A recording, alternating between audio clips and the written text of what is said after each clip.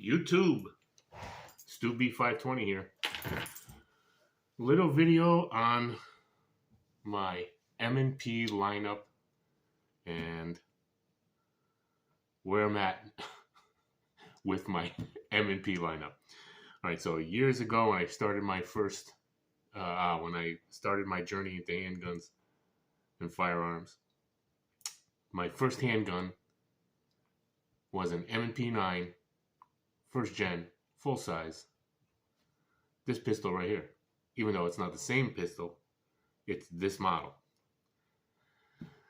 So back then, I had a whole bunch of pistols. I almost should have been doing videos 6 years ago, or, on all the pistols that I had. I had so many, 20, 30 different pistols at the time, different than anything I've done videos on. I could have had another 20, 30 videos on my channel, but that's neither here nor there. So like I said, I started with an M&P9, full size, first gen, Smith & Wesson, and it was great. I loved it. It's fantastic. And then I was getting other pistols, and had a whole bunch of striker fired. I didn't really know anything else other than striker fired when I first started. But then one day I was in the gun shop and I saw a used Smith & Wesson model 639. I think I have a video on it. It's a stainless steel, it's beautiful, hammer fired, double, single action, safety, decocker. Man, great gun. Model 639. Fantastic. And I fell in love with hammer fired, double, single action, safety, decockers. So I traded off, sold, or consigned all of my striker fired pistols because I was a hammer fire guy now. Double single action. I loved it. And I still love it. So I don't know when it was. I almost want to say 2 years ago now, but last year, 2 years ago. Year and a half maybe. I thought I would get into the striker fired realm again, and because I saw the Beretta APX. Remember the Beretta? It's still available. Well, I don't know if it's still in production per se, but you can still find them easy. Had the funky slide serrations on the Beretta APX. But when I went in to buy that pistol, I ended up buying a Canic TP9 SF Elite as the first striker fired in 5 years, 6 years, I don't even know. And then after that, I picked up the Beretta Centurion. It's just a little bit shorter in the barrel. It's almost like the compact Glock 19 size of the Beretta APX. And since I bought that first Canic striker fire, I've picked up a few striker fired pistols since then. So it seems like the last couple of months that when I go into the gun shop, the striker fired pistols that I'm interested in or finding turned out to be M&P, Smith & Wesson M&Ps. Now, I don't go into the gun shop looking for M&P. I don't go into the gun shop looking for, or I should say, Smith & Wessons. Or I don't go into the gun shop looking for Berettas or CZs or anything for that matter. I just go in and I peruse the case and I look and I try and I feel and I see what catches my eye. So like I said, the last few times it's been, with the exception of the Springfield Armory XDE in 9mm, it's his hammer fired double single action. Remember that one? I did the unboxing, had a nice case. And it's one of the, what do I pick for EDC? It was one of the 4 pistols in there. But other than that, I think the last few pistols I've had were striker fired and turned out to be, just by chance or fate, I don't know how you want to look at it, chance I call it, was the M&P line of Smith & Wessons. Started out, let's just show clear first. Empty. Empty. Empty. This gun's clear. Get that out of there. Empty. Empty. Empty. This one's clear. Get that out of there. Empty. Empty. Empty. This gun's clear. Get that out of it. All right, so like I said, I started out saying, I found this Smith & Wesson M&P Shield, this Smith & Wesson MP9 Shield Performance Center, first generation. Now, it had a ported barrel, ported slide, fiber optic fronts. It's got a thumb safety that I never use.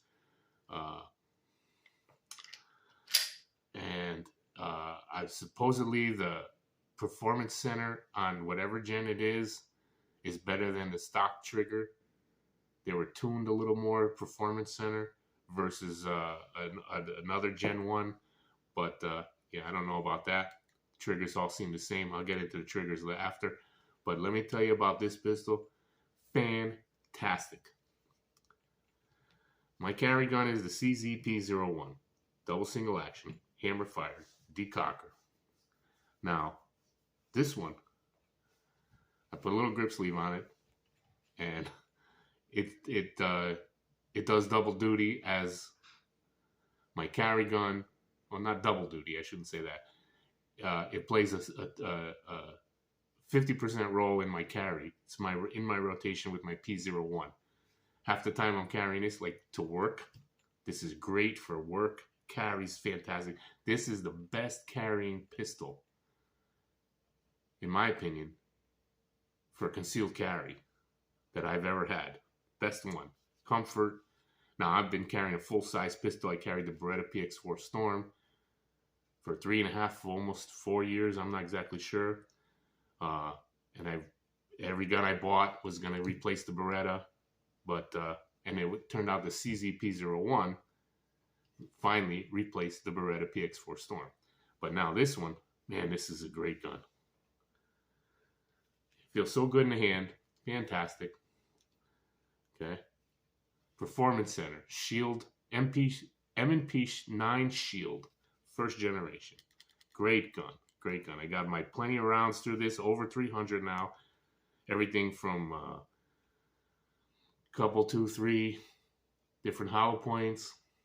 115 grain FMJs, 124 grain FMJs, probably some aluminum case, all kinds of ammunition, ran flawless. Over 300 plus rounds. Great gun. And like I said, it splits the duty with my CZP-01. This is a fantastic pistol. I love it. And then I just come off of this one. I'm buying it. And I was in the gun shop and I saw this one. And this one is the M&P9 full size 9mm first generation. And this was my first handgun. When I started buying handguns and when I started my journey, this was the first one I ever bought. And I traded it off, sold it away, whatever I did. I don't remember, but I got rid of it like a fool. Should have kept it. But I picked this one up because of not only of the nostalgic and the fond memories I had of it, but it's a great gun. Even though it's the first gen, it's still a fantastic pistol. I got my 300 plus rounds through this, like same as this one, with different hollow points, different ball ammo, 115, 124 grains. There might have been even that might have been the hollow point. I'm not sure. But yeah, all kinds of ammo, ran fantastic. I got a little grip sleeve that I found in one of my holster bags. I put it on there because the large back strap on this was too big. The palm swell part of it was too big for my hand. So I put the medium and then this grip sleeve, and it's just right Fits in my hand just nice, and it's really nice. Really nice. Blacked out rears, dovetailed in, sights you can replace. There's a lot of aftermarket. I blacked out the rear. I put on my orange neon pop. It's got an ambidextrous ambidextrous slide stop, slide catch, slide release. It's got a low bore axis. Really nice. Really nice. And then, just last week, I think it was, I did a video on the unboxing of this one. Smith & Wesson M&P45 M2.0. So this is Gen 2, second gen, to these. Okay? And 45 ACP versus 9mm, 9mm. Now, I have yet to get this to the range. I just picked up a couple boxes of Cellular and Balat 45 ACP. And I think in the unboxing I said I had a bunch of different hollow points I was going to run through this. So I'm going to do that. Run those hollow points and the regular ball ammo through it and see how I do. But this gun's got an aggressive texture. The grip sleeve's on here now, but you can't really tell. But the texture is way more aggressive than the first gens. And this has interchangeable backstraps as well. It has 4 though. The first gen had a small, medium, and large. Second gen has small, medium, medium large, and large. 4 total. So this is the medium large, and it kind of duplicates the medium backstrap with the grip sleeve. It's kind of just right there. And yeah, this is going to be, it's got the True Glow TFX Pro sights on it. It's got some tritium with green fiber optics. Really nice. Really nice. So yeah, that's, I'll tell you what, my M&P lineup, I had no intention of having an M&P lineup.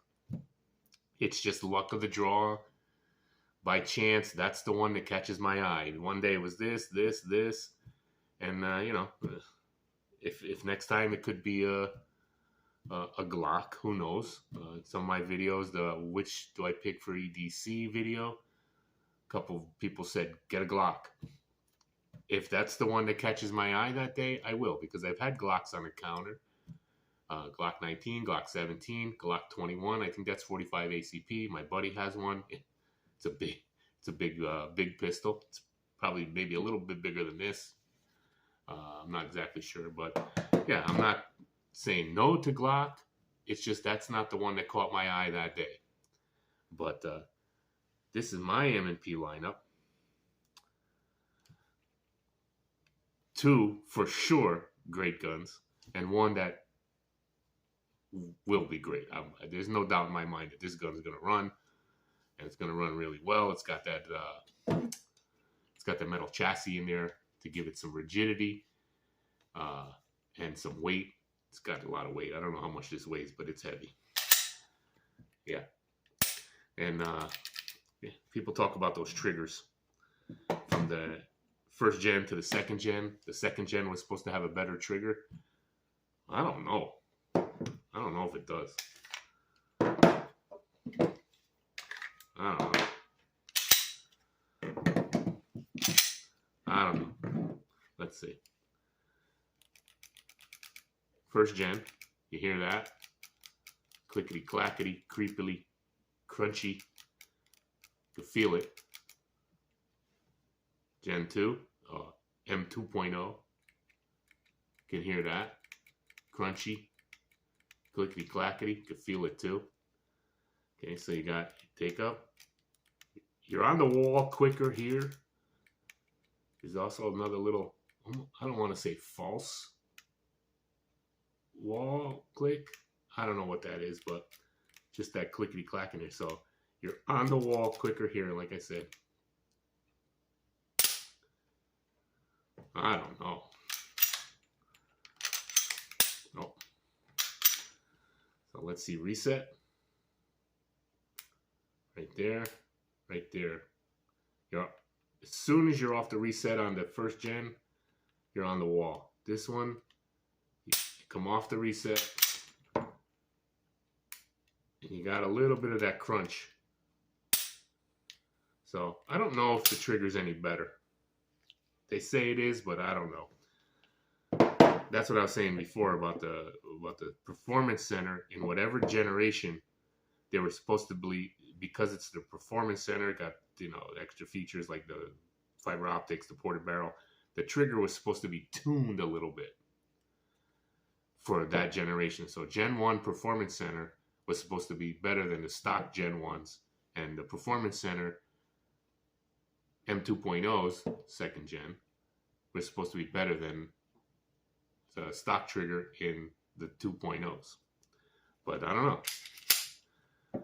I've seen that Performance Center trigger. Same clickety clackety, gritty, crunchy on the wall. Brake, not bad. I mean, all things considered. Reset. Audible tactile. Audible tactile. You're on the wall right away. It's hard to tell the difference, but well, it is what it is. I always figured you train with the trigger you got. Don't change out triggers. I think in illegal, if something happens and you got to use your weapon and then you're in court, the fact that you changed out your triggers might go against you. You change the internals. I mean, other than grips and sights, I think you leave the pistol as stock as it can be, because then there's nothing to say that you enhanced the pistol to perform better. So when you shot that assailant, the burglar in your house, or when you do whatever you got to use your pistol for. So train with the trigger you got. And I never really saw the reason to put in a lighter trigger. I think these are pulling at 5-6 pounds. Maybe this might be 4 or 5 pounds. And I don't know, 5 pounds. But I always thought you want a heavier trigger in a self-defense situation, because if it's heavier, then you have to really want to pull the trigger more, and less chance of it having a negligent discharge if you're concealed carrying or open carrying, if that's what your state allows. But less chance of it catching on a shirt tail. So however you carry, maybe in a sweatpants, the tie for the sweatpants get in there.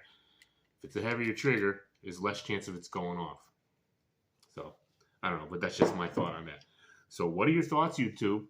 I got the Smith & Wesson 9 Shield Performance Center, first generation. The M&P9 full size, first generation. And the M&P45 M2.0 second generation. The 4.6 inch barrel, 4.25 barrel, 3.1 or 3.3. 3.3 I think is the 45 in Shield. I think 3.1. But these are great pistols. This one sharing carry time with my CZP-01. Fantastic. Great gun. And this one is the nostalgic, the fond memories. Great gun. My first handgun. Had to get it. And then this one, because it caught my eye that day. I was looking for a hammer-fired, double single action, 45 ACP, but this was the one. So, thoughts? I know you have some thoughts. Like, comment, subscribe, or don't. Thanks, YouTube. Have a great day.